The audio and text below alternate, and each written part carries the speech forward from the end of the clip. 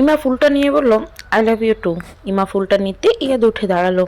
ইমা দুহাতে ফুল নিয়ে ইয়াদকে জড়িয়ে ধরল, আর ইয়াদ ইমাকে জড়িয়ে ধরে মাথায় কিস করলো। ভালোবাসার উপর ঘৃণা জন্ম নিয়েছিল আমার মনে। আবার কখনো কোনো ধোঁকা সহ্য করার ক্ষমতা আমার নেই। ইমা, ছেড়ে যেও না কখনো, আমি বেঁচে থেকেও মরে যাব। ইমা কিছু না বলে শক্ত করে জড়িয়ে ধরল ইয়াদকে। কতটা সময় ভেবেছিল জানা নেই কারোই। এই ছাদে একটা বড় দোলনা আছে, আজ সেটাকেও বেলুন দিয়ে সাজিয়ে রেখেছে ইয়াদ। ইমাকে কোলে তুলে দোলনায় বসিয়ে দিল, আর নিজেও পাশে বসলো। ইমা হাতের ফুলের দিকে তাকিয়ে বলল, সবগুলো আমার পছন্দের ফুল, আর শেষটা প্রিয় ফুল। আপনি এসবের কথা কি করে জানলেন? আমার তো কোনো ডায়েরি লেখা অভ্যাস নেই যে সেখান থেকে জানবেন। ইয়েদিমার হাতের দিকে তাকিয়ে বলল, কথা একদিন বলেছিল সবাই গল্প করার সময়, তুমি ছিলে না সেখানে। এই মেয়াদের কাঁধে মাথা এলিয়ে দিল আর বলল, দেখতে দেখতে 1 বছর কিভাবে কেটে গেল তাই না? ইয়েদ গম্ভীর গলায় বলল, গত 1 বছরের প্রত্যেকটা দিন, প্রত্যেকটা মুহূর্ত আমার মনে আছে। ভালো স্মৃতির সংখ্যা খুব বেশি নয়। আমাদের সম্পর্কটা আরও আগেই হয়তো স্বাভাবিক হয়ে যেত যদি আমাদের জীবনটা এত কমপ্লিকেটেড না হতো। এতটা সময় লাগলো না হয়তো। ইমা ইয়াদের দিকে মুখ তুলে তাকিয়ে বলল, পুরনো কথা ভেবে বর্তমান নষ্ট করার মানেই হয় না। ইয়াদ ইমার কপালে কিস করে বলল, হুম। ইয়াদের কাঁধে মাথা রেখে অনেকটা সময় গল্প করলো দুজনেই। আকাশটা আজ মেঘলা ছিল। হঠাৎ করে বিদ্যুৎ চমকে বৃষ্টি শুরু হয়ে গেল। ইয়াদ ইমার হাত ধরে কোনো রকমে দৌড়ে চলে আসলো ছাদ থেকে। রুমে এসে ইমা ব্যস্ত হয়ে গেল শাড়ির আঁচলে ইয়াদের মাথা মুছে দিতে। আবার না জ্বর চলে আসে সেটা ভেবে। আর ইয়াদ মুগ্ধ হয়ে তাকিয়ে আছে ইমার দিকে। সারা মুখে গলায় বিন্দু বিন্দু বৃষ্টির পানি লাইটের আলোতে ডায়মন্ডের মতো চিকচিক করছে। ঠোঁটের উপর একটা পানির বিন্দু ইয়াদকে প্রচণ্ড টানছে। ইয়াদ নিজেকে ধরে রাখতে পারল না। ডান হাতে তর্জনী আঙুল দিয়ে আলতো করে ছুঁয়ে দিল পানির ফোঁটাটা। ইমা কেঁপে উঠল হঠাৎ ইয়াদের এমন স্পর্শে। ইয়াদের চোখের দিকে তাকিয়ে আরও বেশি শিহরিত হলো। কেমন নেশাদার চোখে তাকিয়ে আছে তার দিকে। ইমা ইয়াদের মাথা থেকে হাত সরিয়ে নিয়ে দূরে সরে যেতে চাইল, কিন্তু ইয়াদ হাত ধরে টেনে কাছে নিয়ে আসলো। কানের কাছে ফিসফিস করে বলল, আজকে অন্তত দূরে সরে যেও না। ইয়াদের ধরা হাতটা ইমা ছাড়ানোর চেষ্টা করছিল, কিন্তু ইয়াদের কথা শুনে একদম শান্ত হয়ে গেল। ইয়াদ একটানে ইমাকে নিজের কাছে নিয়ে আসলো। ইমা সোজা ইয়াদের বুকে গিয়ে ধাক্কা খেল। আস্তে করে ইমা দুবাহু ধরে নিজের থেকে আলাদা করলো। দুগালা হাত রেখে মুখটা উঁচু করে ধরতেই ইমা লজ্জায় চোখ বন্ধ করে ফেললো। ইমার নিঃশ্বাস ভারী হয়ে গেছে। অনেক সময় পরও ইয়াদের কোনো রিয়াকশন না দেখে নিবু নিবু চোখে তাকালো ইমা। চোখ মিলতে দেখতে পেল দুটো চোখ তাকে চাতক পাখির মতো দেখছে। ইমা কাপা গলায় বলল, কি দেখছেন এভাবে? গোর লাগা গলায় উত্তর এলো, অনেক দিনের তৃষ্ণা মেটাচ্ছি। তোমাকে প্রথম দিন দেখার পর সেদিন রাতে আমি একটা স্বপ্ন দেখেছিলাম। মরুভূমির মাঝে তৃষ্ণায় পাগল হয়ে আমি এদিক ওদিক ছুটছিলাম পানির জন্য। তখনই তোমাকে দেখতে পাই ফুলে ফুলে রঙিন এক বাগানে। তোমাকে দেখে তৃষ্ণার কথাও ভুলে গিয়েছিলাম আমি। পরক্ষণে তোমার হাতে পানি দেখে তৃষ্ণার কথা মনে পড়ে গেল। অনুরোধ করতে লাগলাম তোমার কাছে একটু পানির জন্য, কিন্তু তুমি বিনিময় চাইলে আমার কাছে। ইমা অবাক হয়ে বলল, বিনিময়? ইয়াদ নিজের বুকের বাঁ পাশে আঙুল রেখে বলল, এখানে একটু জায়গা চেয়েছিলেন, আর তার বিনিময়ে মরুভূমির মাঝে সাজানো বাগানটা দিয়ে দেবে বলেছিলেন। ইমা অবাক চোখে তাকিয়ে ইয়াদের প্রত্যেকটা কথা মনোযোগ দিয়ে শুনছে। ইয়াদ মুচকি হেসে বলল, তুমি তোমার কথা রেখেছ। এই বুকের বাঁ পাশের জায়গাটার বিনিময়ে আমার মরুভূমির মতো জীবনটা সবুজ বাগান করে দিয়েছ। তুমি তোমার কথা রেখেছ। ইয়াদ ধীরে ধীরে ইমার মুখটা এগিয়ে নিয়ে কপালের গভীরে কিস করলো। ইমা কেঁপে উঠলো চোখ বন্ধ করে। ইয়াদ একে একে ইমার দু চোখের পাতা, গাল, থুতনি সব জায়গায় গভীরভাবে ঠোঁট ছোঁয়াতে লাগলো। ইয়াদের প্রতিটা স্পর্শ ইমা কেঁপে উঠছিল। শক্ত করে ইয়াদের শার্টের হাতা আঁকড়ে ধরে আছে। ইয়াদ কিছুটা সময় ইমার গোলাপি ঠোঁটের দিকে এক দৃষ্টিতেই তাকিয়ে রইল। তারপর ধীরগতিতে আলতো করে ইমার ঠোঁটে নিজের ঠোঁট ছুঁয়ে দিল। ইমা আবার দ্বিগুণ কেঁপে উঠল, চোখ খুলে ইয়াদের দিকে তাকালো, কিন্তু ইয়াদের চোখের নেশা তাকে বেশি সময় তাকিয়ে থাকতে দিল না। বাধ্য হয়ে ইমা আবার চোখ বন্ধ করে ফেলল। ইয়াদ এবার গভীরভাবে ইমার ঠোঁটে ঠোঁট ডুবিয়ে দিল। ইমা ইয়াদের মাথার পেছনে চুলগুলো শক্ত হাতে আঁকড়ে ধরলো। একটু একটু করে হারিয়ে যেতে লাগলো একে অপরের ভালোবাসার সাগরে। আজ তাদের মাঝে কোনো তিক্ততার ছায়াও নেই, আর না কোনোদিন হয়তো আসবেও না। ইয়াদের বুকে মাথা রেখে শুয়ে আছে ইমা। অনেক ঝড়ঝাপটার পর নিজের স্থায়ী ঠিকানায় পৌঁছে গেছে তারা। ইয়াদের চোখে ঘুম নেই, ঠোঁটের কোনো মুচকি হাসি নিয়ে তাকিয়ে আছে ঘুমন্ত পরের দিকে। মুখের মধ্যে হাসছে মনে হচ্ছে, ইয়াদ আলতো করে ইমার কপাল কিস করে শক্ত করে জড়িয়ে ধরলো, আর ইমা ঘুমের মাঝে ইয়াদকে আঁকড়ে ধরে ঘুমোতে লাগলো। ফার্ম হাউসে আশেপাশে গাছপালা আর পাখির আনাগোনা একটু বেশি। ফজরের আজানের পর থেকে পাখির কিচিরমিচির শুরু হয়ে গেছে। এখন আর লেট করলে দুজনকেই কাজা নামাজ আদায় করতে হবে। শাওয়ার নিয়ে নামাজ পড়তে সময় লাগবে। ইয়াদ ইমার মাথায় হাত বুলিয়ে দিয়ে ধীর গলায় ডাকল, ইমা ওঠো, ফজরের সময় চলে যাচ্ছে, আর লেট করলে কিন্তু কাজা হয়ে যাবে। ইমা ইয়াদের কথায় পাত্তা নিয়ে দিয়ে আয়েশ করে ঘুমোতে লাগলো। ইয়াদ একটু ভেবে ইমার এলোমেলো চুল ধরে একটু টান দিল, আর ইমা বড় চোখে তাকালো। চুলের টান একদম সহ্য হয় না তার, সেটাই ইয়াদ জানি। রাগী গলায় বলল, কি হলো, বিরক্ত করছেন কেন? তখন থেকে ইয়াদ মুচকি হেসে বলল, নামাজ পড়বে না? নামাজের কথা শুনে ইমা উঠে গেল। নিজের অবস্থান বুঝতে পারল আর লজ্জায় কুঁকড়ে গেল। কোনো রকমের পোশাক ঠিক করে এক ছোট ওয়াশরুমে ঢুকে ঠাস করে দরজা বন্ধ করে দিল। জোরে জোরে কয়েকটা শ্বাস নিয়ে নিজেকে সামলে নিল। ইয়াদ ইমার কাণ্ড দেখে মুচকি হাসলো, আর ইমা লাজুক হেসে নিজের মাথায় গাঁটটা মেরে দ্রুত শাওয়ার নিতে লাগলো। শাওয়ার শেষে খেয়াল করলো কোনো পোশাক আনা হয়নি তার। এত কিছু না ভেবে দরজা একটু ফাঁক করে ইয়াদের কাছে চাইলো। ইয়াদ আগে থেকে সব ব্যবস্থা করে রেখেছিল। ইমা চাইতে ইয়াদ তার হাতে পোশাক ধরিয়ে দিল।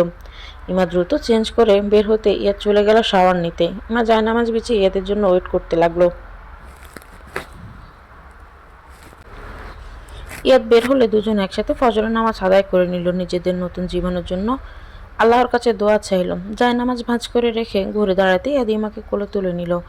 ইমা চমকে উঠে বলল, এমন ভূতের মতো হুটহাট কোলে তুলে নেন কেন? ভয় পাইতো নাকি? আর আপনার কষ্ট হয় না এভাবে কোলে নিতে? ইয়াদ ভাব নিয়ে বলল, লাস্ট বার 160 কেজি ওজন তুলেছিলাম, আর তুমি বড়জোর 50 কেজি হবে। How funny! 50 কেজি নিয়ে আমার কষ্ট হবে? ইমার কিছু বলল না। ইয়াদ তাকে নিয়ে আবার ছাদে যেতে লাগলো। ইমা ব্রু কুচকে বলল, এখন আবার ছাদে কি? ইয়াদ মুচকি হেসে বলল, আজ একসাথে সূর্যোদয় দেখব। আপনি তো রোমান্টিক আগে বুঝিনি কিন্তু। ইয়াদ চোখ টিপ মেরে বলল, কেবল তো শুরু, আরও অনেক কিছু দেখার বাকি আছে মাই লাভ।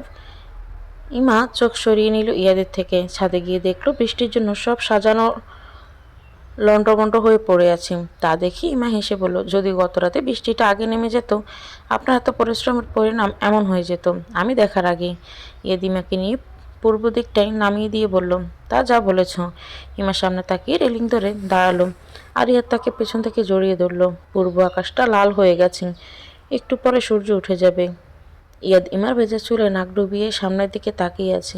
আমাদের জীবনের প্রত্যেকটা সকাল যেন এমন হয় আজ থেকে। ইয়াদের কথা শুনে ইমা কিছু বলল না। সময়টা উপভোগ করতে লাগলো দুজনেই। রোদ উঠে গেলে ছাদ থেকে নেমে এলো। কেয়ারটেকার ব্রেকফাস্ট সাজিয়ে রেখেছে টেবিলে। ইয়াদ গত রাতে মিথ্যে বলেছিল, এখানে কেউ নেই। কেয়ারটেকার সব কাজ শেষ করে নিজের রুমে চলে গিয়েছিল। আর দারোয়ানও লাইটও ইয়াদ ইচ্ছে করে অফ রেখেছিল। ইমা সব জানতে পেরে ইয়াদকে এলোপাতায় কয়েকটা কিল ঘুষি লাগিয়ে দিল।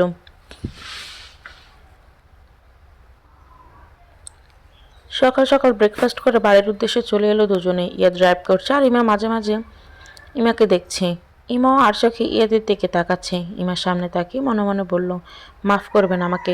আরমান ভাইয়ের ভালোবাসার কথাটা আপনার থেকে লুকিয়ে গেছি। যে মানুষটা আমাকে কখনো সহ্য করতে পারেনি, আজ হঠাৎ করে সে এসে বলছে আমাকে নাকি ভালোবাসে। সেটা কিভাবে বিশ্বাস করে নিব বলুন? আর যেটা আমি নিজেই বিশ্বাস করি না, সেটা আপনাকে জানিয়ে একটা তিক্ততা বাড়াতে চাই না। ইমা ইয়াদের ডাকে ইমার ভাবনার সুতো ছিল, আর খানিকটা চমকে ইয়াদের দিকে তাকালো। কিছু বললেন? কি ভাবছো তুমি? কিছু না। আপনি কিছু বলছিলেন? ইয়াদ মুচকি হেসে বলল, খুব তাড়াতাড়ি আমরা সুইজারল্যান্ড যাচ্ছি। ইমা বিস্ফোরিত চোখে তাকিয়ে বলল, মানে? মানে আমরা সুইজারল্যান্ড যাচ্ছি হানিমুনে। তাই জন্যই কি আপনি এমন উদ্ভট পোশাক নিয়ে এসেছেন? আর যাওয়ার আগে আমাকে অনেক কাজ গুছিয়ে যেতে হবে। কয়েকদিন প্রচুর ব্যস্ত থাকবো, তাই গতকাল সব শপিং করে ফেলেছি। শুধু তোমার না, আমার জন্য করেছি। সুইজারল্যান্ড যাওয়ার স্বপ্ন ইমার অনেক দিন থেকে। মূলত ঘুরোঘুরি খুব পছন্দ ইমার, আর সেটা যেখানেই হোক। তবে সুইজারল্যান্ড যাওয়ার স্বপ্ন দেখছিল সুইজারল্যান্ডের সৌন্দর্যের একটা ভিডিও দেখার পর। স্বপ্নটা সত্যি হবে কখনো ভাবেনি ইমা। খুশিতে ইমা হুট করে ইয়াদের গালে কিস করে দিল। ইয়াদ অবাক চোখে ইমার দিকে তাকালো। ইমা লজ্জায় বাইরের দিকে তাকালো। ইয়াদ মুচকি এসে ড্রাইভিংয়ে মনোযোগ দিল। এয়ারপোর্টে দাঁড়িয়ে আছে আরমান, আমিনুল, সাহেরা আর কথা তাকে ছাড়তে এসেছে। সাহেরা কেঁদে বুক বাসাচ্ছেন। আরমানের লাস্ট মুহূর্তে এসে মনে হচ্ছে যাওয়া ক্যান্সেল করে দিতে, কিন্তু এখন আর সেটা সম্ভব নয়। আমিনুল বলল, আরমান এখনো সময় আছে, ভেবে দেখ একবার। বাবা, আমি যাচ্ছি, এটাই ফাইনাল।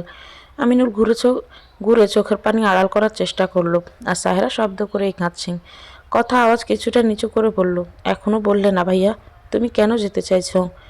আরমানও ছোট করে উত্তর দিল, ভালোবাসা। কথা অবিশ্বাসের চোখে তাকানো আরমানের দিকে। আরমান কাউকে ভালোবাসে, এটা যেন কথা হজমই করতে পারছে না। আর এদিকে আরমানের চোখ আশেপাশে একজনকে খুঁজছে। হ্যাঁ, সেটা আর কেউই নয়, ইমা। লাস্টবারের জন্য ইমাকে আসতে বলেছিল আরমান। আশেপাশে দেখতে না পেয়ে দীর্ঘশ্বাস ছাড়ল। আরমানের জন্য তার জীবনের সময় কোথায়? সময় শেষ হয়ে আসছে। আরমান আর একবার পেছনে তাকিয়ে কাঁচের দরজা ঠেলে ভেতরে চলে গেল। চাইলে এখান থেকেই আর ফেরত যেতে পারবে না, সব চেকিং হচ্ছে।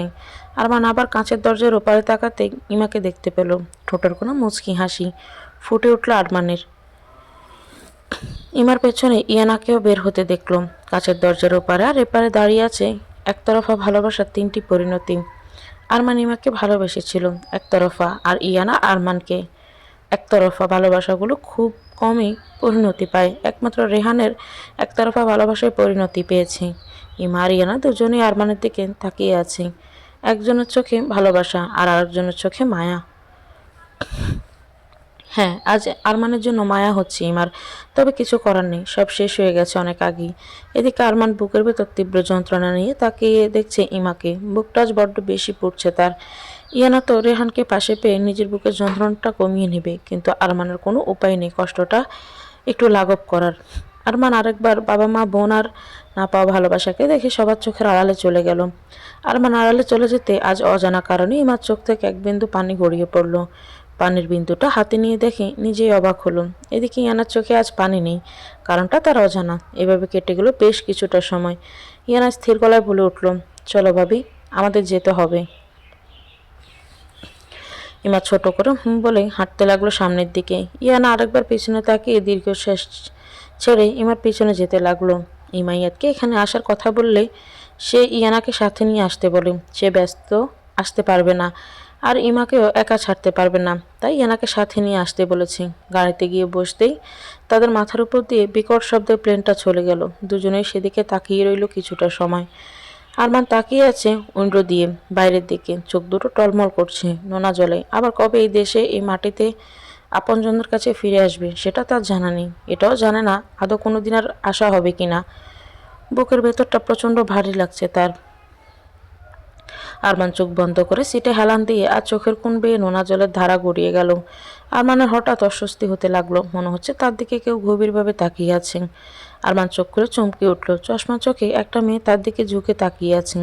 আরমান প্রথমে শুধু চশমাওয়ালা চোখ দুটোই দেখতে পেয়েছি। আরমান চমকে উঠে বলল, hey, what are you doing? মেয়েটা সোজা হয়ে বসে হাত বাড়িয়ে দিয়ে বলল, হাই, মাইসেলফ আরিশা রায়হান। আরমান ব্রুকুচকে বলল, so why did you look at me? Arisha হাত সরিয়ে নিয়ে চশমাটা একটু ঠিক করে বলল, না মানে আপনি আসার পর থেকে কেমন গোমরা মুখে বাইরে তাকিয়েছিলেন, আবার দেখলাম কান্নাও করছিলেন, তাই একটু কৌতূহল হয়েছিল। আরমান ব্রুকুচকালো মেয়েটাকে গড়গড় করে বাংলা বলতে দেখে, কারণ চেহারায় অনেকটাই ফরেনারের ছাপ, আর পোশাকেও। আরমান গভীর গলায় বলল, তাই বলে এভাবে তাকিয়ে থাকবেন? আরিশা গাল ফুলিয়ে বলল, সরি। আরমান আবার চোখ বন্ধ করে নিল, আর মেয়েটা একটু উসখুস করে আবার বলল, আপনি কি অস্ট্রেলিয়া যাচ্ছেন? আরমান বিরক্ত গলায় বলল, না, আমি অস্ট্রেলিয়ার ফ্লাইটে আমেরিকা যাচ্ছি। আরমানের উত্তরে আরিশা একটু লজ্জাই পেল,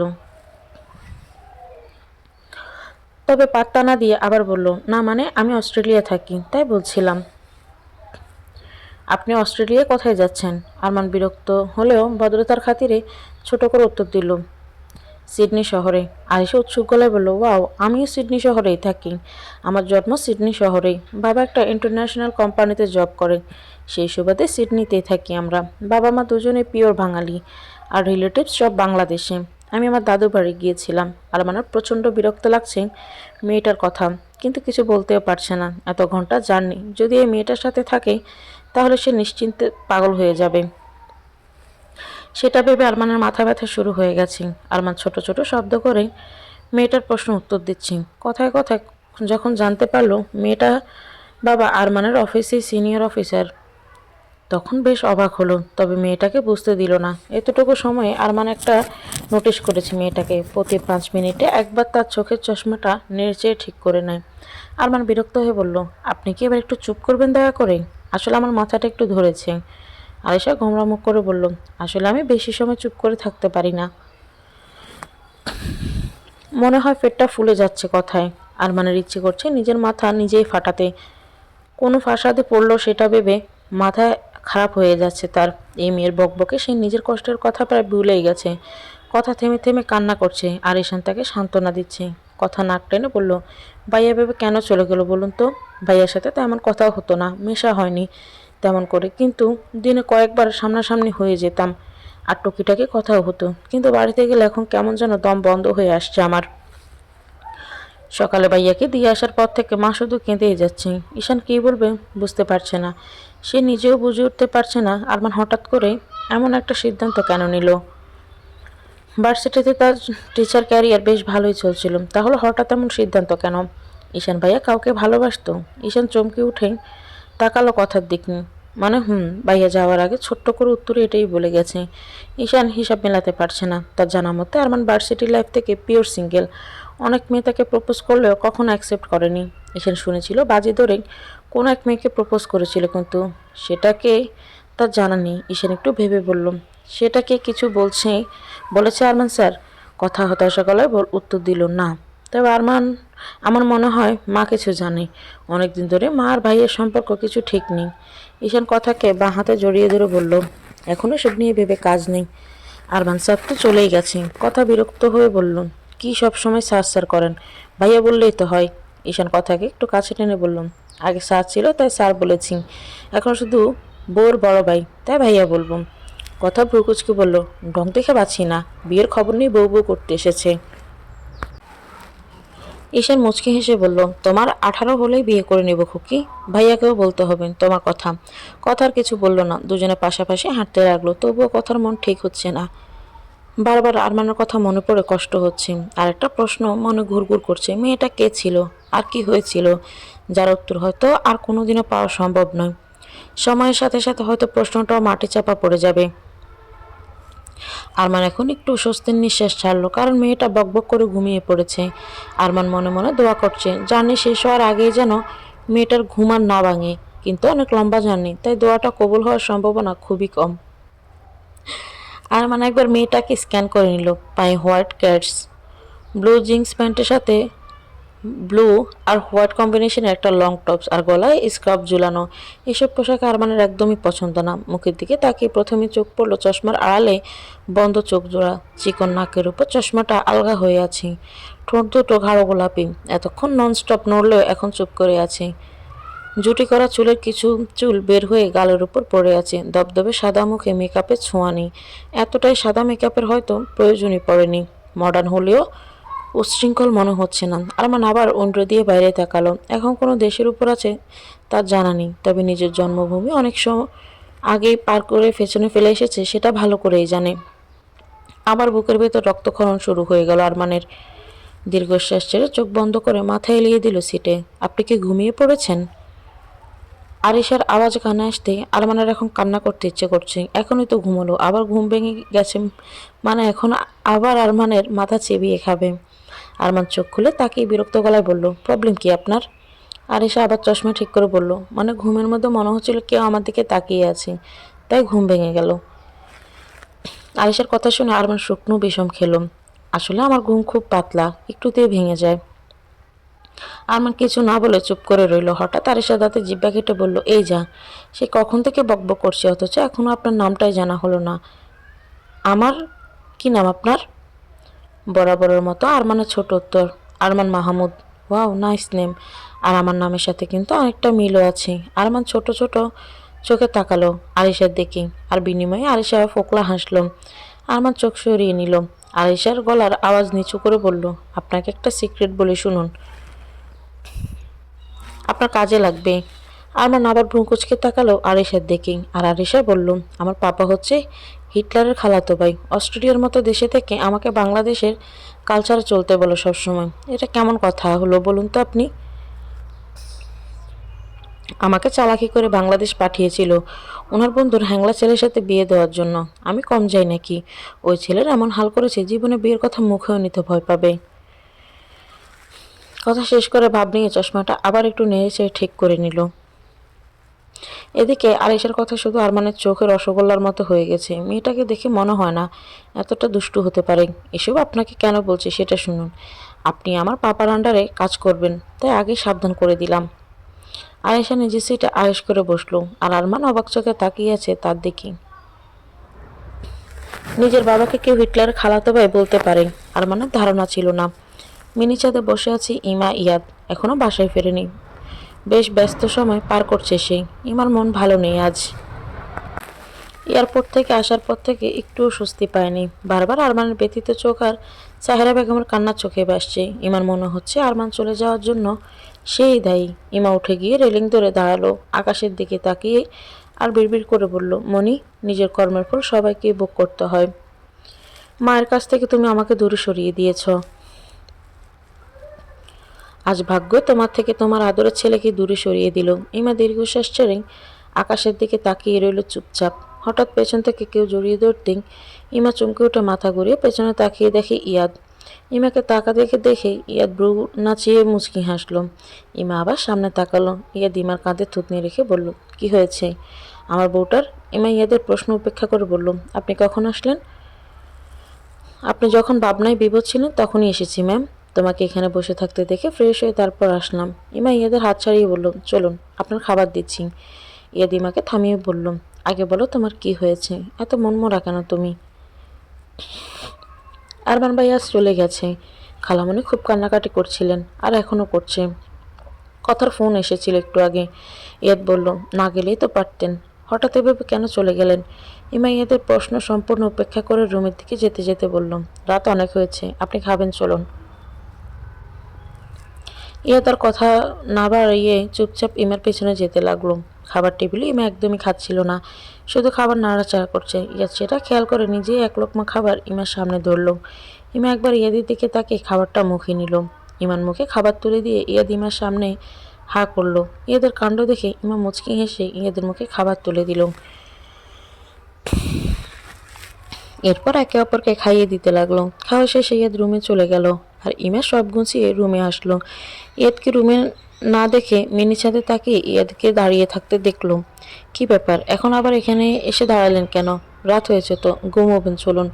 ইমা কথাটা বলে চলে আসতে গেলে ইয়াদ হাত টেনে ধরল ইমার। ইমা পেছন ফিরে তাকিয়ে বলল, কি হয়েছে সেটা তুমিই বলবে। ইমা অবাক হয়ে বলল, মানে? ইমা, আমি তোমাকে আগেই বলেছিলাম আমার সামনে তোমার স্বচ্ছ কাঁচের মতো দেখতে চাই, কিন্তু আজ তোমাকে আমার কাছে আয়নার মতো মনে হচ্ছে, যার আড়ালে ভিন্ন কিছুও থাকতে পারে, আমার অজানা। ইমা আমাকেও বলবে নাকি কি হয়েছে তোমার? ইমা ইয়াদের দিকে এগিয়ে গেল, ইয়াদের বুকে মাথা রেখে দাঁড়ালো। ইয়াদ আলতো করে ইমার মাথায় হাত রাখলো। সেদিন কফি শপে আরমান ভাই আমাকে বলেছিল সে নাকি আমাকে ভালোবাসে। ইয়াদ চমকে উঠল। এর একটু বেশি অবাক হলো ইমার কথা শুনে, কারণ ইমা আগে বলা কথা অনুযায়ী আরমান তাকে সহ্য করতে পারত না। ইমা আবার বলল যে মানুষটা আমাকে সহ্য করতে পারে না। তার মুখে হঠাৎ এমন কথা শুনে আমি বিশ্বাস করিনি। তার কথা শুনে এটাও মনে হয়েছিল আমার জন্যই সে এখান থেকে দূরে চলে যাচ্ছে। কিছুই মানতে পারিনি আমি, তাই আপনাকেও বলিনি। কিন্তু আজ যাওয়ার সময় ভাইয়ার চোখ যেটা বলেছেন সেটা মিথ্যে হতে পারে না। এখন আমার মনে হচ্ছে আমার জন্য একটা মায়ের থেকে তার সন্তান দূরে চলে গেছে। নিজেকে অপরাধী মনে হচ্ছে নিজের কাছে। ইয়াদিমাকে শক্ত করে জড়িয়ে ধরে বললুম, এখানে তোমার কোনো দোষ নেই, হয়তো ভাগ্যই এমন ছিল, তাই হয়েছে। আর একটা কথা মনে রেখো, প্রকৃতি কখনো শূন্যতা পছন্দ করে না। আরমান ভাইয়া জীবনেও একদিন তোমার শূন্যতা কেউ পূরণ করে দিবে, হয়তো সেদিন আর তার মায়ের কাছেও ফিরে আসবে। এসবের জন্য নিজেকে দায়ী করে কষ্ট পেও না। তোমার মনই তোমার আর মায়ের সাথে যে অন্যায় করেছে তার শাস্তিও হয়তো এভাবেই পাওনা ছিল। এসব চিন্তা মাথা থেকে ঝেড়ে ফেলো, এখন চলো ঘুমাবে। রুমে এসে ইয়াদিমাকে বুকে নিয়ে শুয়ে পড়লো, মাথায় হাত বুলিয়ে দিতে লাগলো। ইমা ইয়াদের বুকে গুটিসুটি মেরে শুয়ে আছে। এতক্ষণে বিষণ্ণতা এক নিমিষেই কেটে গেল তার। সব মন খারাপ আর বিষণ্ণতার মেডিসিন যেন একটাই। ইয়াবা আজ কোথায় গিয়েছিলে? বাবির সাথে আমান স্যারকে এয়ারপোর্টে ছাড়তে গিয়েছিল। ভাবি আর ভাইয়া আমাকে বলেছিল ভাবির সাথে যেতে, সেখানেই গিয়েছিলাম। রেহান মুচকি হাসার চেষ্টা করে বলল, তার জন্যই বুঝি আজ মনটা এত খারাপ?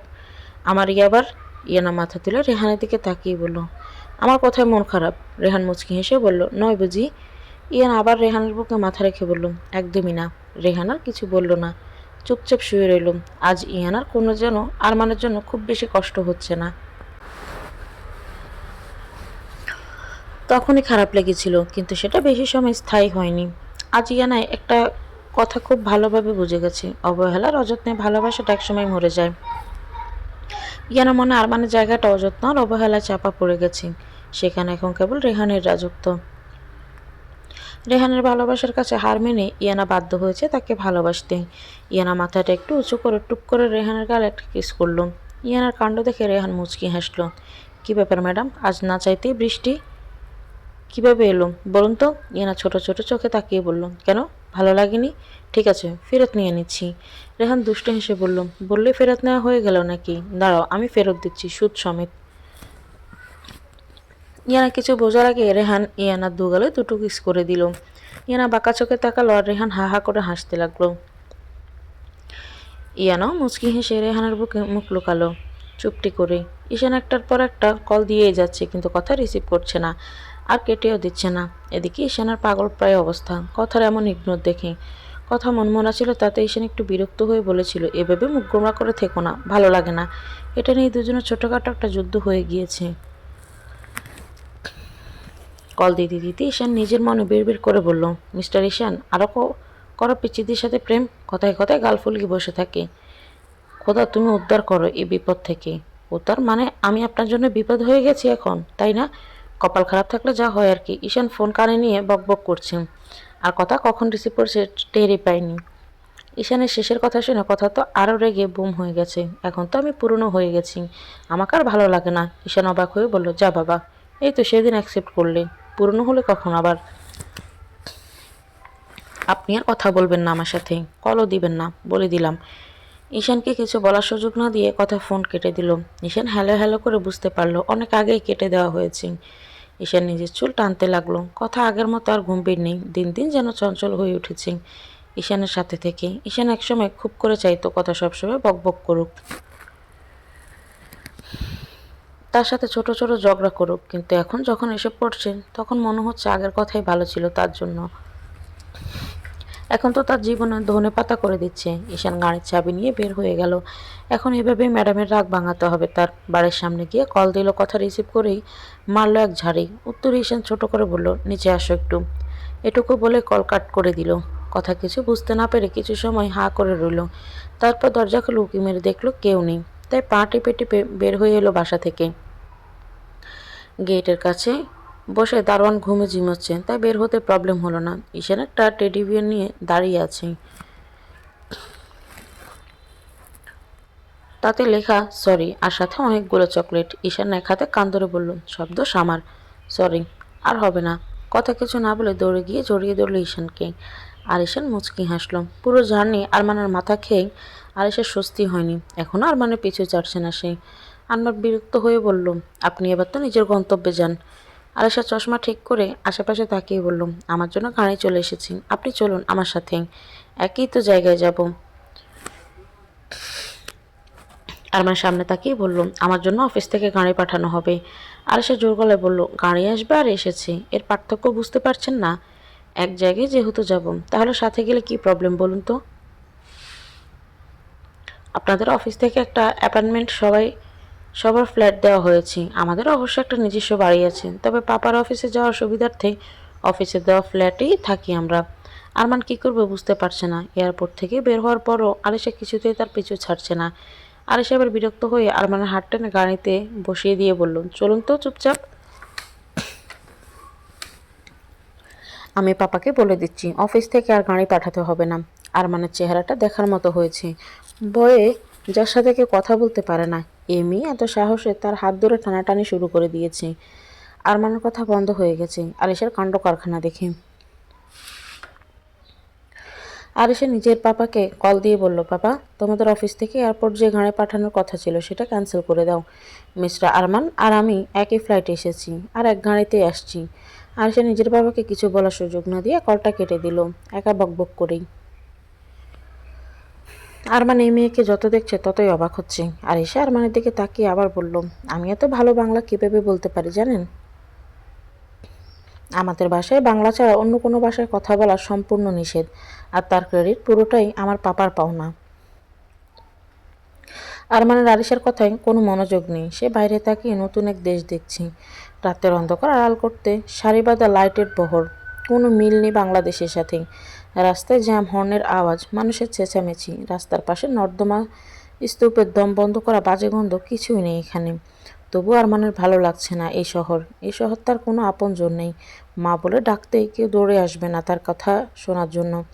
এখানে সে সম্পূর্ণ একা, কেউ নেই তার পাশে। ছেলে না হয়ে মেয়ে হলে হয়তো হাউমাউ করে কেঁদে বুকের ভারী ভাবটা একটু হলেও কমাতে পারত, কিন্তু সেটাও সম্ভব নয়, কারণ সে ছেলে, আর ছেলেদের কাঁদতে নেই।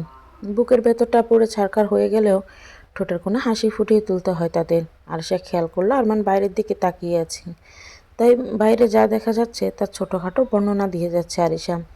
আরমান আদৌ সেসব শুনছে কিনা বোঝার উপায় নেই। অনেক ঝড়ঝাপটা মোকাবেলা করে আরমান অফিসে দেওয়া ফ্ল্যাটে পৌঁছালো। আরমানের ফ্ল্যাট 5 তলায় আর আরিশাদের ফ্ল্যাট 7 তলায়। আরমান আরিশাকে কিছু না বলেই লিফট থেকে নেমে গেল, আর আরিশা তা দেখে মুখ ঘোমরা করলো, কিন্তু পরক্ষণে কিছু ভেবে মুচকি হাসলো। আরমান নিজের রুমে গিয়ে ওয়াশরুম থেকে লম্বা একটা শাওয়ার নিয়ে বেডে শুয়ে পড়লো ধপাস করে। ফ্ল্যাটে 2টো বেডরুম, প্রত্যেক রুমে আলাদা ওয়াশরুম, একটা ড্রয়িং রুম আর সাথেই কিচেন। আরমান বেডে শোয়ার কিছুক্ষণের মধ্যে ঘুমিয়ে পড়ল ক্লান্তিতে। এদিকে আরিশা কয়েকবার কলিং বেল বাজালো ঘুম ঘুম চোখে। তার মা দরজা খুলে দিল। ভেতরে গিয়ে আরিশা মম বলে চিৎকার করে জড়িয়ে ধরল। আশা ঘুম ঘুম গলায় বলে উঠল, এমন চিৎকার চেঁচামেচি না করে রুমে গিয়ে ফ্রেশ হয়ে ঘুমিয়ে পড়ো, তোমার পাপা অনেক রেগে আছে, সকালে কথা হবে। আরিশা গোমরা মুখে দাঁড়িয়ে রইল।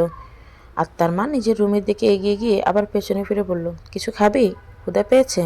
আরিশা গোমরা মুখে বলল, না খেয়েছি। ওকে, তাহলে ফ্রেশ হয়ে ঘুমিয়ে পড়। সকালের ব্রেকফাস্ট টেবিলে থমথমে মুখে বসে আছে আবির রায়হান। অপরাধীর মতো মাথা নিচু করে বসে আছে আরিশা। থমথমে গলায় আবির বলল, তুমি রাকিবকে হেনস্থা করেছো কেন? আমার তাকে পছন্দ হয়নি। স্পষ্ট গলায় আরিশার উত্তর দেখেই আবির বলল, তুমি এ পর্যন্ত কতগুলো ছেলেকে রিজেক্ট করেছো, তার হিসেব আছে তোমার কাছে? আর করব না। আবির অবাক হয়ে বলল, মানে?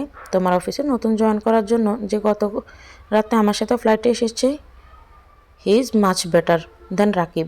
আবির রেগে বলল, চেনা নেই জানা নেই একদিনে তাকে পছন্দ হয়ে গেল তোমার? প্রত্যেকবার তুমি যে কথাটা আমাকে বলো, আজ আমি সেটা তোমাকে বলছি। সময় নাও, চেনো জানো, তোমার অফিসেই তো জয়েন করবে, তুমি সময় নাও, আমার প্রবলেম নেই। তাকে আমার যতটুকু চেনার প্রয়োজন ছিল গতকালে চিনে নিয়েছি, এবার তোমার পালা। আরিশা কথা শেষ করে নিজের রুমে চলে গেল, আর আবির রাগে বোম হয়ে বসে রইল। আবিরের প্রবলেম হচ্ছে মেয়েকে অস্ট্রেলিয়ায় বড় করে মেয়ের উপর আচরণ করে বাংলাদেশের। না দেখে না জেনে আরমান সম্পর্কে একটা নেগেটিভ ধারণা তৈরি হয়ে গেল আবিরের মনে। মিসেস আশা নীরব দর্শক মাত্র। আরিশার ঘুম শেষ হয়নি। জরুরি তলবে ডাইনিং টেবিলে হাজির হতে হয়েছিল। বেডে শুয়ে একবার আরমানকে কল্পনা করে মুচকি হেসে চোখ বন্ধ করে নিল। ঝলমলে আলোতে নজর কাটছে বাড়িটা। ফুল আর নানা রঙে আলোতে চোখ দাঁড়িয়ে যাচ্ছে সবার। আজ কথা আর ঈশানের গায়ে হলুদ। দেখতে দেখতে কেটে গেছে 5টা বছর। বদলে গেছে অনেক কিছুই। 5 বছর হয়ে গেছে। আরমান এখনও দেশে ফেরেনি। দেশে ফেরার কথা বলে সবসময় এড়িয়ে গেছে। তবে আজ সাহেরা বেগম পথ চেয়ে বসে আছে। আরমান তার একমাত্র ছোট বোনের বিয়েতেও আসবে না? এটা কি করে হতে পারে? তাকে জানানো হয়েছে কথার বিয়ের ডেট। কথার সাথে সাহেরা বেগমের সম্পর্কের কোনো উন্নতি হয়নি, বরং ধীরে ধীরে আরও বেশি অবনতির দিকে গেছে। আরমান 2-3 দিন পর মন চাইলে কল করে, না চাইলে করে না। সাহেরা বেগম 2 সন্তান থাকতেও তাদের থেকে দূরে। একটু পরে হলুদের অনুষ্ঠান শুরু হয়ে যাবে। কথাকে সাজানো হচ্ছে, পার্লারের মেয়েরাই সাজাচ্ছে তাকে। কথা আরমান কি তবে সত্যি আসবে না? কথা মায়ের দিকে ঘুরে তাকিয়ে বলল, তোমার বা তোমার ছেলের কাছে আমার গুরুত্ব কোনো কালে ছিল না, তাই অন্য কোনো দিন আর আজকের দিনের মধ্যে কোনো তফাৎ নেই মিস্টার আরমান মাহমুদের কাছে। কথাটা শেষ করার আগেই এক বিন্দু পানি গড়িয়ে গেল চোখের কোণ থেকে। আর 5টা ছোট বোনের মতো বড় ভাইয়ের কাছে গুরুত্ব কখনোই পায়নি কথা। সেই অভিযোগ জীবনের শেষ দিন পর্যন্ত গাঁথা থাকবে তার মনে। আজ আমার মাকে একদম প্রিন্সেস লাগছে। কথাটা শেষ করে 2 বছরের মেয়ের কপালে চুমু খেল ইয়ানা। মেয়েটা যত বড় হচ্ছে দিন দিন যেন ততই কিউট হচ্ছে, দেখতে পুরো রেহানের মতোই হয়েছে রোহিণী। চুপচাপ বসে থাকলে সবাই ডল থেকে ভুল করে। ইয়াবা তোমার হলো? সবাই কিন্তু রেডি হয়ে গেছে, এখনই রওনা দিয়ে দেবে। হলুদ রঙের পাঞ্জাবের হাতা গুটিয়ে নিতে নিতে রেহান দরজা ঠেলে ভেতরে এলো। ইয়ানা ভাব নিয়ে বলল, আমার ভাইয়ের বিয়ে কি আমাকে ছাড়া হবে নাকি? রেহান চোখ তুলে সামনে তাকিয়ে মুগ্ধ হয়ে গেল। ইয়ানার গায়ে হলুদ সবুজ কম্বিনেশনের শাড়ি আর রোহিণীর গায়ে সবুজ রঙের প্রিন্সেস ড্রেস।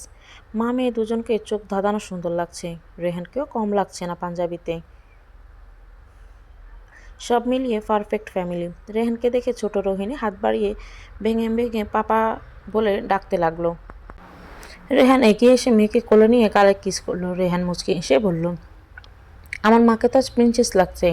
ইয়ানা কোমরে হাত দিয়ে বলল, এই তুমি আমাকে কপি করলে কেন? রেহান অবাক হয়ে বলল, আমি কখন তোমাকে কপি করলাম? রোহিণীকে এখনই আমি এটা বললাম, আর তুমি এটাই বললে কেন? রেহান চোখ মেরে বলল, দেখলে তোমার সাথে আমার কত মিলিয়া বা। দুজনের ঝগড়ার মাঝে রোহিণী হঠাৎ রেহানের গলা জড়িয়ে ধরে গালে চুমু খেয়ে বলল, পাপা।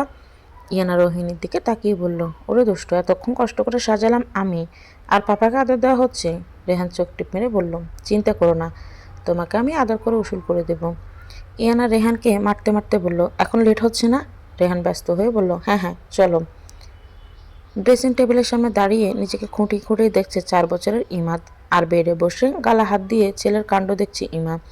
4 বছর বয়স, কিন্তু অ্যাটিটিউড দেখে মনে হয় একদম ম্যাচিউরড একটা ছেলে। কথার মাঝেও কোনো জড়তা নেই তার, একদম স্পষ্ট কথা বলে। ইমা দুষ্টুমি করে বলল, বাবা আপনার হয়েছে? যদি হয়ে থাকে তাহলে চলুন, আমাদের লেট হচ্ছে। ইমাদ ঘুরে মায়ের দিকে তাকিয়ে বলল, ওফ মা, একটু ভালো করে দেখতে দাও। চাচুর বিয়ে কি আর বারবার আসবে নাকি? কত মানুষ আসবে বলো তো, সবাই দেখবে না? আফসার হামিদ ইমাদকে। নামটা বাবা মা দুজনের সাথেই অনেক মিল, কিন্তু চেহারা পুরো বাবার মতন, আর সব কাজেই বাপকে কপি করে বেড়ায় এই ছেলে। ইয়া তো বুঝে গেছে ছেলের কাহিনী, তাই তো নিজের জন্য যা যা শপিং করে সব কিছুরই একটা ছোট সাইজ নিয়ে আসে ইমাদের জন্য। আজও বাবাকে কপি করে হলুদ পাঞ্জাবি, সাদা পাজামা, জেল দিয়ে চুল সেট করা, চোখে সানগ্লাস, পায়ে ব্ল্যাক শু, একদম পারফেক্ট। তোমাদের জন্য সবাই গাড়িতে ওয়েট করছে, আর তোমরা মা ছেলে মিলে রুমে করছোটা কি বলো তো? ইয়াদ অনেকটা রাগে গলায় কথাটা বলতে বলতে রুমে প্রবেশ করলো। রুমে চোখ বলি ইমাকে বেডে বসে থাকতে দেখে ড্রেসিং টেবিলের দিকে তাকালো। ইমাদ বেশ স্টাইল নিয়ে দাঁড়িয়ে আছে। ইয়াদ একবার নিজের দিকে তাকিয়ে আবার ছেলের দিকে তাকালো। ইয়াদের মনে হচ্ছে তার একটা ছোট ভার্সন তার সামনে দাঁড়িয়ে আছে, ছেলেটা পুরো কপি করেছে তাকে। ইয়াদ অসহায় চোখে ইমার দিকে তাকালে ইমান নিচের ঠোঁট কিছুটা উঁচু করে বোঝালো, কিছু না। ইমাদ বেশ হাসি খুশি মনে বলল, বাবা দেখো তো আমাকে তোমার মতো লাগছে কিনা। ইয়াদও মুখে হাসি ফুটিয়ে ইমাদের কাছে গিয়ে কোলে তুলে বলল, আমার ছেলেকে অনেক বেশি হ্যান্ডসাম লাগছে আমার বাবাকে। ইমাদ মুখ গোমরা করে বলল, তোমার থেকে বেশি লাগবে না, তোমার মতো লাগলেই হবে। ইয়াদ এবার ইমাদের দিকে তাকালো। ইমা মুচকি হাসলো। আর সবার ড্রেস পায় একরকম, ছেলেদের হলুদ পাঞ্জাবি আর মেয়েদের হলুদ সবুজ কম্বিনেশনের শাড়ি। ইমাও সেটাই পড়েছে। 5 বছরের ইয়াদ বা ইমার মুখে খুব একটা পরিবর্তন হয়নি, এখনও তেমনই আছে যেমন 5 বছর আগে ছিল, তবে পরিবর্তন হয়েছে তাদের ভালোবাসাটার। আগের থেকেও কয়েক গুণ বেশি মধুর হয়ে উঠেছে তাদের সম্পর্ক। ইমাদের জন্মের সময় ইমা প্রায় মরতে বসেছিল, সেখান থেকেই ইয়াদ আরও পাগলের মতো ভালোবাসে ইমাকে। ইমাকে হারানোর ভয়ে আর বাচ্চাও নেবে না ঠিক করেছে। আফসার হামিদ ইমাদেই থাকবে তাদের একমাত্র সন্তান। ইমা বেড থেকে উঠে বাবা ছেলেকে তাড়া দিয়ে বলল, এবার চলুন আপনারা। ইয়াদ আর ইমা পাশাপাশি বের হওয়ার সময় ইয়াদ আস্তে করে ইমার কানের কাছে ফিস করে বলল, আজ আবার নতুন করে প্রেমে পড়লাম। ইয়াদের এই লো বয়স এখন ইমার গায়ে কাঁটা দেয়, এখনও ইয়াদের স্পর্শে কেঁপে ওঠে ইমা। ইয়াদের বলা কথাটা যেন কান থেকে সোজা হৃদয়ে শীতল ছোঁয়া দিয়ে দিল। ইয়াদের দিকে তাকিয়ে লাজুক হাসি দিয়ে সামনে আগাতে লাগলো সে। ইমাদ ঈশানের দরজার সামনে দাঁড়িয়ে বলল, পাপা নামিয়ে দাও আমাকে জলদি। ইয়াদ ইমাদকে কোল থেকে নামিয়ে দিতে এক ছোটে ঈশানের রুমে চলে গেল। ঈশানের হলুদ অনুষ্ঠান হয়ে গেছে, এখন সবাই কথাদের বাড়ি যাবে। ঈশান শাওয়ার নিয়ে কাবার্ডের সামনে দাঁড়িয়ে চুল মুছছে টাওয়েল দিয়ে। ইমাদ রুমে ঢুকেই বলল, চাচু দেখো তো আমাকে কেমন লাগছে। ঈশান পেছন ঘুরে ইমাদকে দেখে এগিয়ে এসে কোলে তুলে দুজনে হাই ফাইভ করলো, আর ঈশান বলল, প্রিন্সের মতো লাগছে। ইমাদ খুশি হয়ে বলল, ইয়ে। ঈশান ইমাদের দেখে গালে গিয়ে দিতেই ইমাদ টুস করে একটা কিস করলো, আর ঈশান হাসি মুখে তাকে নামিয়ে দিল।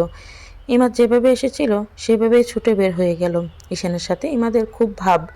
ইমাদ ছোট থেকেই ঈশান বেডে শুয়ে ভিডিও কলে কথাকে দেখছি, আর কথা মাঝে মাঝে ঈশানের দিকে তাকাচ্ছে। আশেপাশে এত মানুষ, তবু ঈশানের জন্য কল কাটতে পারছে না। ঈশান বলে দিয়েছে এখন কল কেটে দিলে আশরুদ বাসর রাতে তুলবে। সেই বয়ে কথা কল কাটার সাহস পাচ্ছে না। কথা আস্তে করে বলল, এভাবে কি দেখছ? ঈশান মুচকি হেসে উত্তর দিল, এতদিনের স্বপ্ন সত্যি হতে দেখছি। ঈশানের উত্তর কথা লাজুক হাসলই। অনেক ঝড়ঝাপটা পেরিয়ে তবেই তারা এক হতে চলেছে আজ। অনার্স দ্বিতীয় বর্ষের ফাইনাল এক্সামে 2 বিষয়ে ফেল করেছিল ঈশান। সেটা জানতে পেরে ভীষণ রেগে যায়। ঈশানকে ডেকে কারণ জানতে চাইলে কথার বিষয়ে সব সামনে আসে। এদিকে বরাবর ভালো রেজাল্ট করাও কথাও কোনো মতে টেনে টুনে পাস। ঈশানের ওপর নেমে আসে কঠোর আদেশ। পড়াশোনা শেষ করার আগে কোনো রকম মেলামেশা করা যাবে না। ইয়াদ ঈশানকে কথা দিয়েছিল, ভালোভাবে মাস্টার্স শেষ করে অফিসে জয়েন করলে সে নিজে কথার সাথে তার বিয়ে দিবে। এদিকে কথার রেজাল্ট খেপে যায় আমিনুল মাহমুদ। এমন পড়াশোনার প্রয়োজন নেই, ভালো ছেলে দেখে বিয়ে দিয়ে দেব। বাবার বোন হুমকিতে ভয় পেয়ে যায় কথা। ঈশানকে জানালে সে ইয়াদকে সব বলে। অবস্থা খারাপ দেখে ইয়াদ নিজে কথা বলে আমিনুল মাহমুদের সাথে। অফিস থেকে বের করে দেওয়ার রাগ মেটানোর যে সুযোগ পেয়ে যায় আমিনুল, ইয়াদকে এক প্রকার অপমান করে তাড়িয়ে দেয়। ইয়াদকে অপমান করেছে শুনে ঈশান রেগে গিয়ে বলে কথার সাথে আজ থেকে তার সব সম্পর্ক শেষ। ইয়াদ পড়ে যায় বিপদে। তার জন্য ভাইয়ের জীবন নষ্ট হবে সেটা মেনে নিতে পারছিল না কিছুতেই। এদিকে কথার বিয়ে ঠিক করে ফেলে অধিক বয়স্ক এক বড় লোকের সাথে। সাহেরা বেগম অনেক বোঝানোর পরও আমিনুল কিছুই বোঝার চেষ্টা করে না। কথার বয়স কেবল 18 ছিল। বাস্তবতার চাইতে আবেগে বসবাস বেশি। আবেগের বশে সুইসাইডের চেষ্টা করতে মরতে মরতে বেঁচে যায় সে। কথা মারা না গেলেও সেই ঘটনায় আমিনুল মাহমুদের ভেতরের রাগ মরে যায় ঠিকই। ঈশানের সাথে বিয়েতে রাজি হয়ে যায়, আর ইয়াদকে অপমান করার জন্য হাত ধরে মাপ চায়। কিন্তু ঠিক হয় ঈশানের মাস্টার্স শেষ হলেই অফিসে জয়েন করবে, তারপর বিয়ে। মাঝে কোনো যোগাযোগ করতে পারবে না, আর পুনরায় খারাপ রেজাল্ট করলে দুজনকেই অন্য কারোর সাথে বিয়ে দেওয়া হবে। ঈশানার কথা রাজি হয়ে যায় শর্তে, তবে মাঝে মাঝে লুকিয়ে ঠিকই দেখা করে তারা। এভাবেই তাদের অপেক্ষার প্রহর শেষ হতে চলেছে আজ। ঈশানকে অন্য মানুষকে দেখে কথা বললাম, কি ভাবছো তখন থেকে? না মানে ভাবছি কোনো ভালোবাসায় সহজে পাওয়া যায় না, তার জন্য অনেক যুদ্ধ করতে হয়। প্রথমে আমি ভেবেছিলাম খুব সহজেই তোমাকে পেয়ে যাব, কিন্তু দেখো কত কাঠখড় পোড়াতে হলো। কথা মুচকি হেসে বলল, সহজে কিছু পেয়ে গেলে তার প্রতি আমাদের গুরুত্ব থাকে না। ঈশান হেসে বলল, আমার কোকিটা অনেক বড় হয়ে গেছে দেখছি, এখন বড় বড় কথাও শিখে গেছে। কথা চেঁচামেচি শুনে বলল, সবাই চলে এসেছে, এখন রাখছি। ইয়ানা আপু আর ইমা আপু দেখলে আমাকে নিয়ে মজা করবে। ঈশানকে কিছু বলার সুযোগ না দিয়ে কথা কল কেটে দিল। ইমা আর ইয়ানা কথাকে আলতো করে জড়িয়ে ধরল। ইমাদ কথার সামনে গিয়ে বলল, মুনমুন। ইয়ানা আমাদের দিকে তাকিয়েই বলল, ইমাদ বাবা, এটা এখন থেকে তোমার মুনমুন নয়, ছোট মা হয়ে গেছে তো। ইমাদ গালে আঙুল দিয়ে চিন্তা করার ভাব করে বলল, সেটা কীভাবে হলো পুপি? তোমার চাচ্চুর বউ হয়ে যাবে তোমার মুনমুন, আর তোমার ছোট মা হবে। ইমাদ চিন্তিত হয়ে বলল, তাহলে আমি কি বলে ডাকবো, মুনমুন নাকি ছোট মা? ছেলের পাকা পাকা কথা শুনে ইমাদ চোখ রসগোল্লা, আর ইয়ানা হা হা করে হাসছে। কথা ইমাদকে কোলে নিয়ে বলল, বাবাই, তুমি আমাকে আগে যেমন মুনমুন বলতে এখনও মুনমুন বলেই ডাকবে। ইমাদ হাসি মুখে বলল, ওকে। কথার কোল থেকে নেমে দিল এক দৌড়, আর তাহেরের সামনে গিয়ে বলল, আসসালামু আলাইকুম মামা। আরমানের বর্তমানের কথার বড় ভাইয়ের দায়িত্ব তাহের পালন করছে। আগের থেকে ম্যাচিউর আর শান্ত হয়ে গেছে, তবে এখনও বিয়ে করেনি। তাহের ইমাদকে কোলে নিয়ে গালে কিস করে বলল, ওয়ালাইকুম আসসালাম, কেমন আছো আমার মামাটা? ইমাদ বিজ্ঞের মতো বলল, আলহামদুলিল্লাহ। তাহের খুশি হয়ে গেল ইমাদের শিক্ষা দেখে। ইমা নিজের ছেলেকে ইসলামিক শিক্ষা থেকেও বঞ্চিত করেনি। মামা, নানু কোথায়? সে তো আগামীকাল আসবে মামা। সবাই অনুষ্ঠানে মনোযোগ দিল। ইমাদ তাহেরকে পেয়ে তার কারো কোলেও যায়নি, আর নামেও নি তাহেরের কোল থেকেই। একে একে সবাই কথাকে হলুদ লাগিয়ে দিল। কথা সবার আনন্দ দেখতে ব্যস্ত। হঠাৎ গালে ঠান্ডা হলুদের স্পর্শ পেয়ে হাসি মুখে ঘুরে তাকালো, কিন্তু হাসিটা মলিন হয়ে গেল পাশে তাকিয়ে। অস্পষ্ট সুরে বলে উঠল, ভাইয়া। আরমান আলতো করে জড়িয়ে ধরল আদরের বোনটাকে। এখান থেকে চলে গিয়ে বোনের শূন্যতা একটু একটু করে বুঝতে পেরেছে সে। আরমান বেজা গলায় বলল, আমার বোনটা অনেক বড় হয়ে গেছে, সেই পিচ্ছি আর নেই। কথাও আরমানকে জড়িয়ে দিল, হু হু করে কেঁদে উঠল। কথার কান্নার শব্দে সবাই তাকালো কথার দিকে, আর আরমানকে দেখে সবাই থমকে গেল। সাহেরা বেগম ছেলেকে দেখে দৌড়ে এসে জড়িয়ে ধরে কান্না করে দিল। আর আরমানের চোখে পানি। এতগুলো দিন পর নিজের আপনজনদের কাছে পেয়ে চোখের পানি আটকে রাখতে পারেনি। আমিনুল মাহমুদ কাজে ব্যস্ত ছিল। ছেলের কথা শুনে সেও দৌড়ে এলো। ইমা ধীরগতিতে ইয়াদের পাশে গিয়ে দাঁড়ালো। সবার সাথে কথা বলা শেষে আরমান সামনের দিকে তাকিয়ে আরিশা বলে ডাক দিল। সবাই অবাক হয়ে তাকালো আরমানের দিকে। তারপর সামনে তাকিয়ে শাড়ি আর হিজাব পরেই তো এক সুন্দরী মেয়েকে দেখতে পেল। সাহেরা বেগম ছেলের দিকে তাকিয়ে বলল, আরমান, এটা কে? আরমান আরিশার দিকে তাকিয়ে মুচকি হেসে বলল, তোমার বৌমা। আরমানের কথাটা শুনে ছোটখাটো একটা জ্বর বয়ে গেল উপস্থিত সবার মাঝে। আরিশা এগিয়ে এসে সাহেরা বেগম আর আমিনুল মাহমুদের মিষ্টি করে সালাম দিল। থতমত খেয়ে দুজনেই সালামের উত্তর নিল। আরমানের আগমনে একটু তাড়াতাড়ি হলুদ অনুষ্ঠান শেষ হয়ে গেল। আরমান একবার তাকালো ইমার দিকে, বলে চোখে পড়ল ছোট্ট ইমাদকেও, যে ড্যাব ড্যাব করে দেখছে আরমানকে। ইয়ানা তাকিয়ে আছে আরিশার দিকে। মেয়েটার মুখ যেন হাসি সরছে না। ইয়াদ সবাইকে নিয়ে বাসায় ফিরে এলো। এর মধ্যে ঈশানও জেনে গেছে আরমানের ফিরে আসার কথা। বিয়ে বাড়ি অনেক মেহমান আছে, তাই আমিনুল মাহমুদের রুমে আরমানকে নিয়ে ছোটোখাটো একটা মিটিং বসলো। সেখানে উপস্থিত কেবল কথা সাহেরা বেগম, আমিনুল মাহমুদ আর আরমান। আরিশা সোফায় বসে আছে চুপচাপ। আরিশার কথা জানতে চাইলে আরমান ফ্ল্যাট থেকে শুরু করে সব বলেন। আবির রায়হান আরমানকে সবসময় চোখে চোখে রেখেছে। আর অন্যদিকে আরমান যতক্ষণ বাসায় থাকতো উপস্থিত হয়ে যেত আরিশা। আরমানের টুকিটাকি হেল্প করতো আর নিজেকে ধীরে ধীরে পরিবর্তন করে নেয় আরমানের জন্য। একসময় আরমানের মনেও দুর্বলতা তৈরি হয়ে যায় আরিশার জন্য। তবু অজানা কারণে আরমানকে পছন্দ করতে পারছিলেন না আবির। তাই আরিশার আবার বিয়ে ঠিক করেন। কিন্তু এবার বরযাত্রী আসার আগে তারা মানা করে দেয় অজানা কারণে। মেহমান ভর্তি বাড়িতে আরিশা বলে দেয় সে আরমানকে ভালোবাসে আর তাকেই বিয়ে করবে। আরমান সেখানে উপস্থিত ছিল, কিন্তু অবাক হয়নি আরিশার আচরণে, কারণ সে আগেই বুঝেছিল। আবির শেষে বাধ্য হয়ে রাজি হয় আরমানের সাথে বিয়ে দিতে। আর আরমানও আরিশাকে মেনে নেয়, কারণ মেয়েটা তাকে অসম্ভব ভালোবাসে, সেটা আরমান উপলব্ধি করতে পারে। হুট করে বিয়ে করায় আরমান আর বাড়িতে জানায়নি। সব শুনে আমিনুল মাহমুদ দীর্ঘশ্বাস ছাড়ল। আর সাহেরা গিয়ে আরিশার কপালে চুমু এঁকে দিল। সাহেরা বেগম হাসি মুখে বলেন, আল্লাহ যা করেন ভালোর জন্যই করেন। যা হয়ে গেছে সেটা নিয়ে ভেবে কাজ নেই। তবে আমি তার তোদের কোথাও যেতে দিব না। আরমান এখন আর জানালো না তাদের চলে যেতে হবে। মায়ের মুখের হাসিটা সে কেড়ে নিতে চাইছে না এখন। পরের দিন ধুমধাম বিয়ে শেষ হলো ঈশানার কথার। বিদায়ের সময় কথার বাবা মার ভাইকে জড়িয়ে ধরে অনেক কাঁদলুম। গাড়ি চলতে শুরু করলো, যার যার গতিতে শেষে যাচ্ছে। ইয়া ড্রাইভ করছে আর ইমা চুপচাপ বসে আছে বাইরের দিকে তাকিয়ে। ইমা দিমার কোলে ঘুমে কাদা হয়ে গেছে। ইমা ভাবছে বিকেলে আরমানের বলা কথাগুলো। ইমা কথার রুমের দিকে যাচ্ছিল, তখনই পেছন থেকে আরমানের ডাকে থেমে যায়। কেমন আছিস ইমা? ইমা ঘুরে তাকিয়ে বলল, আলহামদুলিল্লাহ, আল্লাহ ভালো রেখেছেন। আপনি কেমন আছেন? আলহামদুলিল্লাহ। আরমান কথা শেষ করার আগে কথা থেকে ইমা দেশে ইমার পা জড়িয়ে ধরলুম। ইমা নিচে তাকিয়ে কোলে তুলে নিল তাকে। ইমাদ আরমানের দিকে তাকিয়ে বলল, মা, এটা কে? আরমান হাত বাড়িয়ে ইমাদকে কোলে নিল আর বলল, আমি তোমার মামা। আমার মামা তো আছে, তাহের মামা। আমি তোমার আর একটা মামা। ইমাদ কিছু না বলে আরমানকে দেখছে। হঠাৎ কেউ ইমাকে ডাকলে ইমা আরমানের কোল থেকে ইমাদকে নিয়ে সামনের দিকে আগাতে লাগলো। আরমান পেছন থেকে বলল, আজও কি আমার জন্য রাগ পুষে রেখেছিস? রাগ পুষে রাখলে সেদিন এয়ারপোর্টে যেতাম না। ইমান না দাঁড়িয়ে চলে গেল আর আরমান সেদিকে তাকিয়েই রইল। আরিশা ইমার জায়গাটা নিতে পারেনি আরমানের মনে, তবে নিজের জন্য নতুন করে একটা জায়গা তৈরি করে নিয়েছে। আরমান ইমার দিকে তাকিয়েছিল। তখনই আরিশা পেছন থেকে আরমানকে জড়িয়ে ধরল। আরমান ব্যস্ত গলায় বলল, আরে এটা অস্ট্রেলিয়া নয়, এটা বাংলাদেশ। কেউ দেখলে কেলেঙ্কারি হয়ে যাবে। ইমা পেছনে ঘুরে আরমান আর আরিশাকে দেখে মুচকি হাসলো।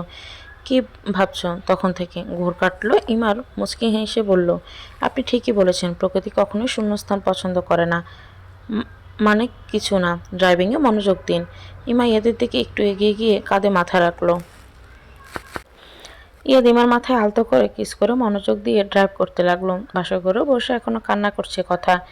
ঈশান রুমে এসে কথার সামনে বসে গালা হাত দিয়ে তাকিয়ে থেকে বলল, ইস, কান্না করতে করতে পেতনি হয়ে গেছে একদম। থাক, কান্না করো না, তোমাকে সকালে তোমার বাসায় পাঠিয়ে দিয়ে আরেকটা বিয়ে করে নিব। যে একদম কাঁদবে না। কথা খেপে গিয়ে ঈশানকে মারতে লাগলো, আর ঈশান কথা দু হাত আটকে বুকে জড়িয়ে নিল। এভাবে বুকের ভিতর লুকিয়ে রাখবো, কখনো যেন ওই চোখে কাজল ছাড়া আর কোনো কিছু দেখতে না পাই। কথা মুচকি এসে ঈশানের বুকে লেপ্টে শুয়ে রইল। ভালোবাসা নিজের করে পাওয়ার সুখটা উপভোগ করছে দুজনে। ইয়ানা ওয়াশরুমে শাওয়ার নিচ্ছে, আর রেহান মেয়েকে নাজেহাল অবস্থা। রেহান চেঁচিয়ে ইয়ানাকে ডাকছে, আর ইয়ানা সেটার মজা নিচ্ছে। মেয়েকে এত ভালোবাসে তবু একটু সামলাতে পারে না রেহান। তোমার মেয়ে আমার অবস্থা খারাপ করে দিল ইয়াবা। ইয়ানা চেঁচিয়ে বলল, ভালো হয়ে থাকলে তোমার মেয়ে আর দুষ্টুমি করলে আমার মেয়ে হয়ে যায়, তাই না? ইয়ানা বের হয়ে মাথায় টাওয়াল জড়িয়ে নিয়ে তারপর রেহানের কোলে থেকে রোহিণীকে কোলে তুলে নিল। রেহান ইয়ানের দিকে মুগ্ধ হয়ে তাকিয়ে বলল, তোমাকে না সেই লাগছে। ইয়ানা চোখ গরম করে তাকাতেই রেহান দ্রুত ওয়াশরুমে চলে গেল। ইয়ানা মুচকি হাসলো রেহানের কাজে। এদিকে আরমান ভাবছে কিভাবে বাবা মাকে আবার চলে যাওয়ার কথা জানাবে। আর এসে তো নিশ্চিন্তে আরমানের বুকে মাথা রেখে ঘুমিয়ে আছে। আরমান তার মাথায় হাত বুলিয়ে দিচ্ছে। এই মেয়েটা তার অন্ধকার জীবন আলোর ছোঁয়া নিয়ে এসেছে, তাই অবহেলা না করে দুহাতে আগলে নিয়েছে আরমান। বুকের কষ্টগুলো ভোলার একমাত্র মেডিসিনই আরিসেই। আরমান কথাগুলো ভেবে আরিসের ঘুমন্ত মুখটার দিকে তাকালো, কপালে আলতো করে চুমু এঁকে দিল। তুমি সবসময় এমন লুকিয়ে আদর করো কেন আমাকে? আরিসের কথা শুনে আরমান থতমত খেয়ে গেল। আরমান ভেবেছিল আরিসা ঘুমিয়ে পড়েছে। আরিসা মাথা তুলে আরমানের দিকে তাকিয়ে বলল, কি হলো, কথা বলছো না কেন? আরমান মুচকি হেসে বলল, কারণ ঘুমলে তোমাকে কিউট লাগে তাই। আর জেগে থাকলে? আরমান দুষ্টুমি করে বলল, পেতনির মতো লাগি। আরিসা ছোট ছোট তাকিয়ে বলল, পেতনি লাগুক আর যাই লাগুক, আমার সাথেই থাকতে হবে সারা জীবন। আরমান মুচকি হাসলো, শুধু কিছু না বলে। আরিশ একটু নড়েচড়ে উঠে বলল, আচ্ছা আমরা একেবারে চলে আসতে পারি না এখানে? আরমান একটু চিন্তা করে বলল, তুমি এখানে থাকতে চাও? আরিশা খুশি হয়ে বলল, হুম।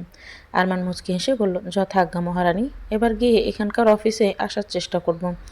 আরিশা খুব খুশি হয়ে আরমানের ঠোঁটে টুক করে কিস করে আবার শুয়ে পড়ল। আরিশার এমন আচরণের সাথে আরমান পরিচিত, তাই অবাক হলো না। ইমা নিজের ফ্রেশ হয়ে ইমাদকে ফ্রেশ করিয়ে এনে ঘুম পাড়াচ্ছে। আবার ইয়াদ রুমে ঢুকে ইমা সেদিকে একবার তাকিয়ে আবার সামনে তাকালো। ইয়াদ সোজা ওয়াশরুমে ঢুকে ফ্রেশ হয়ে এলো। চুল মুছতে মুছতে বলল, ইমাদ ঘুমিয়েছে? এই ছেলেকে ঘুম পাড়ানো ছোটোখাটো একটা যুদ্ধ। ইয়াদ হুট করে ইমাকে কোলে তুলে মিনি ছাদের দিকে রওনা হলো। ইমা চমকে উঠে ইয়াদের গলা জড়িয়ে ধরল। কি ব্যাপার, আজ এত রোমান্টিক মুড? ইমার কথা শুনে ইয়াদ মুচকি হেসে বলল, আজ পূর্ণিমা, তাই দুজনে চাঁদ দেখব। ইমা ইয়াদের প্রকৃত প্রেম দেখে মাঝে মাঝে অবাক হয়। প্রথম দেখে ইয়াদকে মনে করলে এই ইয়াদের সাথে মেলাতে পারে না ইমা। ইয়াদ ইমাকে দোলনায় বসিয়ে নিজের পাশে বসল। ইমার জন্য এখানে দোলনার ব্যবস্থা করা হয়েছিল ইমার প্রেগনেন্সিকালীন সময়ে। ইমা ইয়াদের কাঁধে মাথা রেখে বলল, আজ আমাদের কারো জীবন আর কোনো তিক্ততার সম্পর্ক নেই, তাই না? ইয়াদ মনে মনে বলল, জীবনে কিছু তিক্ততা থেকে যায় মা। মিসেস রুবিনা কবিরকে দেখলে আজও আমার সেই বিষাক্ত অতীতের কথা মনে পড়ে যায়। মানসিক ভারসাম্যহীনতার জন্য আজও তার ফাঁসি কার্যকর করা হয়নি। এই একজনই হয়তো যথেষ্ট তিক্ততার সম্পর্কে স্বাদ দিতে। ইমা ইয়াদের দিকে তাকিয়ে বলল, কি ভাবছেন? কিছু না, ভাবছি আবার হানিমুনে যাব। আগের হানিমুনের স্মৃতি অনেকটা হালকা হয়ে গেছে। ইমা বুকুচকে বলল, ছেলেকে সাথে নিয়ে হানিমুন? তো কি হয়েছে, ছেলেরও জানা উচিত তার বাবা তার মাকে কতটা ভালোবাসে। ঈশানের কথা, হানিমুনে চলে যাওয়ার পর আমরাও যাব। ইমার কিছু বলল না। ইয়াদের বুকে মাথা রেখে ছাদ দেখতে লাগলো। এখন একটা ইচ্ছে ইমার এই বুকে শেষ নিঃশ্বাস ত্যাগ করা। ইয়াদ ইমাকে শক্ত করে জড়িয়ে ধরল। ইমা তার বুকে থাকলে পৃথিবীর সব সুখ যেন তার পায়ের কাছে থাকে। ইমা মেয়েটাকেই ছাড়া তার নিঃশ্বাস নেওয়া অসম্ভব। ভালো থাকুক নিঃস্বার্থ ভালোবাসাগুলো, একে অপরের সাথে পাড়ি দিক জীবনের বাকিটা পথ।